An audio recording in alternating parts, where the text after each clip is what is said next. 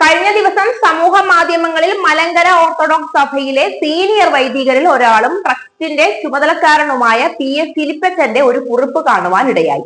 ആ കുറിപ്പിൽ പറയുന്നത്, കുട്ടികളുടെയും കൗമാരക്കാരുടെയും യുവജനങ്ങളുടെയും ഇടയിൽ ലഹരി ആസക്തി ഭയാനകമായ രീതിയിൽ വർദ്ധിക്കുന്നു.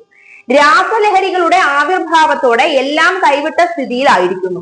ലഹരി വാങ്ങാൻ പണം കിട്ടാതിരിക്കുമ്പോൾ മാതാപിതാക്കന്മാരെ നിഷ്കരുണം വെട്ടിക്കൊല്ലുന്ന സംഭവങ്ങൾ നിത്യേന ഉണ്ടായിക്കൊണ്ടിരിക്കുന്നു. മദ്യ ആസക്തിയേക്കാൾ വളരെ അപകടകരമാണ് ഡ്രഗ്സിന്റെ ഉപയോഗം. രാസലഹരി ഒരിക്കൽ ഉപയോഗിച്ചു തുടങ്ങിയാൽ പിന്നീട് അതിൽ നിന്ന് രക്ഷപ്പെടുക ഏറെക്കുറെ അസാധ്യമാണ്. കുടുംബത്തിലെ ഒരംഗം രാസലഹരിക്ക് അടിമപ്പെട്ടു കഴിഞ്ഞാൽ ആ കുടുംബം നശിച്ചു പോകുന്ന രീതിയിലാണ് കാര്യങ്ങൾ. സാമ്പത്തിക തകർച്ച, കുടുംബ തകർച്ച, ആത്മഹത്യകൾ, നിഷ്ഠൂരമായ കൊലപാതകങ്ങൾ, ഇതെല്ലാം ലഹരിയുടെ ഉപോൽപ്പന്നങ്ങളായി നാം കണ്ടുകൊണ്ടിരിക്കുകയാണ്.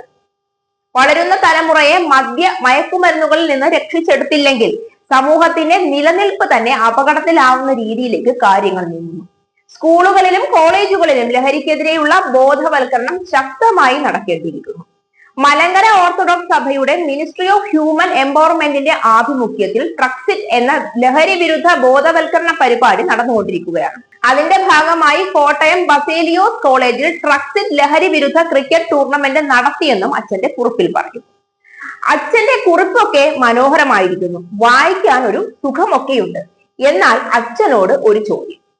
സ്കൂളും കോളേജും ഒക്കെ അവിടെ നിൽക്കട്ടെ, അച്ഛൻ പ്രതിനിധാനം ചെയ്യുന്ന സഭയുടെ പ്രതിനിധികൾ എല്ലാവരും മദ്യം ഉപയോഗിക്കാത്തവരാണെന്ന് അച്ഛന് ഉറപ്പിച്ചു പറയാമോ? ചോദിക്കാൻ കാരണം, കഴിഞ്ഞ ദിവസം ആയൂർ പള്ളിയിലെ മുൻ ഓഡിറ്ററായ ജിജോ വാർപുരയിൽ സമൂഹ മാധ്യമങ്ങളിൽ ഒരു കുറിപ്പ് പങ്കുവച്ചിരുന്നു. അതിൽ ചൂണ്ടിക്കാണിച്ചിരിക്കുന്നത് സഭയുടെ തിരുവനന്തപുരം ഭദ്രാസനത്തിലെ ഒരു മാനേജിംഗ് കമ്മിറ്റി അംഗത്തെ കുറിച്ചാണ്. ജിജോ പറഞ്ഞിരിക്കുന്നത് വെച്ച് നോക്കുമ്പോൾ അച്ഛൻ അടിയന്തരമായി കൗൺസിലിംഗ് നടത്തേണ്ടത് അയാൾക്കാണ്. ജിജോ അത് വ്യക്തമായി പറയുന്നുണ്ട്. ഇനി ജിജോയ്ക്കാണ് പ്രശ്നമെങ്കിൽ അയാൾക്കും കൗൺസിലിംഗ് നടത്തണം.